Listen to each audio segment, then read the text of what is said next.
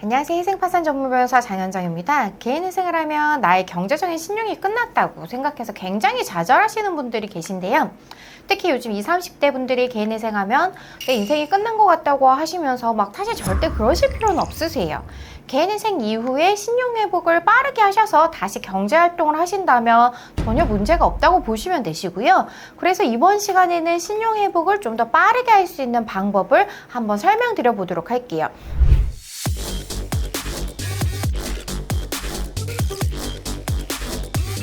우선 개인회생을 하게 되면 신용등급에 당연히 영향을 미치는 건 모두 알고 계시잖아요. 채무자분들이 은행에서 돈을 빌렸는데 연체를 하게 되면 대출 연체 기간이 30일이 넘어가면 연체자로 등록이 되고, 언제 연체했고 연체 금액이 얼마인지 신용정보원에 등록이 돼서 공유가 되세요.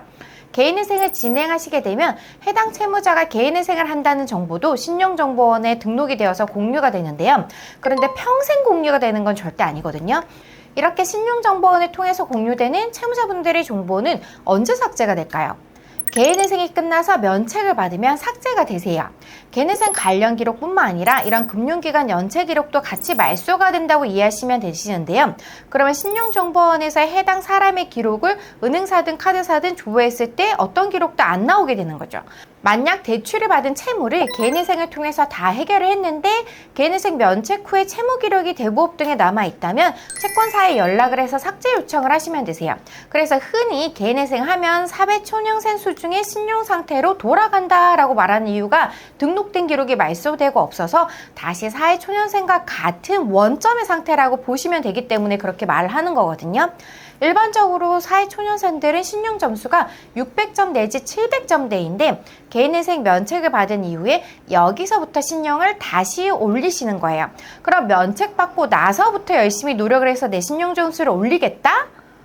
그렇게 생각할 수 있지만 그러시면 올리는 속도가 느려지겠죠?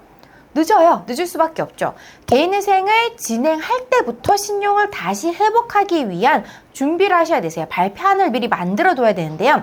개인회생을 진행하는 동안에는 신용회복이 된 것은 아니지만 이때부터 신용회복을 하기 위한 노력을 한다고 생각하셔야 되세요.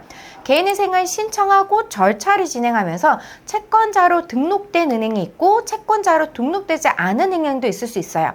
쉽게 말하면 내가 돈을 빌리지 않았던 은행, 그 은행을 채권자로 등록되지 않았던 은행이라고 볼 수 있는데 해당 은행이 국민은행이든 우리은행이든 내가 돈을 빌리지 않았던 채권사로 등록이 되지 않았던 은행에서 새로 주거래 은행을 정하시는 거예요. 채권사가 아닌 은행을 주거래 은행으로 정하고 해당 은행 계좌로 이체 실적을 쌓아가시는 거죠. 해당 계좌에서 구별을 꾸준히 받으시면 되세요.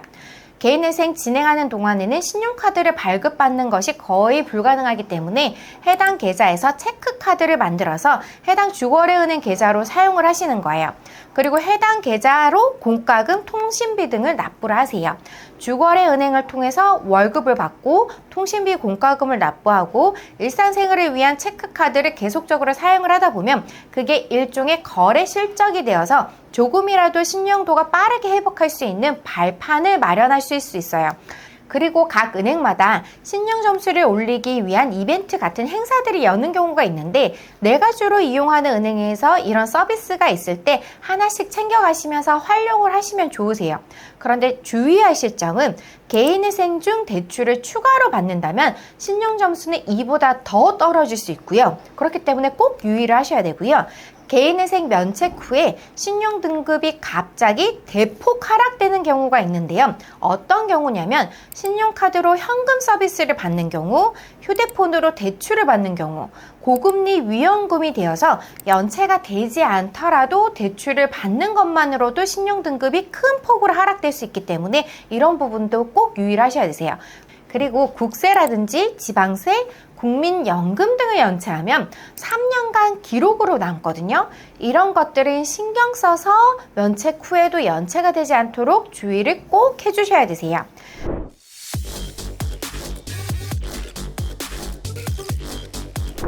개인회생 면책 후 연체나든지 미납 없이 신용을 잘 관리하면은 신용점수를 예전처럼 쉽게 올릴 수 있고 신용카드도 발급이 가능해지기 때문에 신용카드를 발급을 하시더라도 연체가 지속되지 않도록 항상 밀리지 않도록 신용점수가 다시 떨어질 수 있기 때문에 꼭 주의를 하시길 바라세요. 이번 시간에는 개인회생 이후에 신용회복을 조금이라도 더 빨리 올리는 방법에 대해서 한번 알아보았는데요. 보다 궁금하신 점이 있으시면 저희 법률사무소에 전화로 문의를 주시거나 댓글을 남겨주시기 바랍니다. 지금까지 장현정TV의 장현정 변호사였습니다. 감사합니다.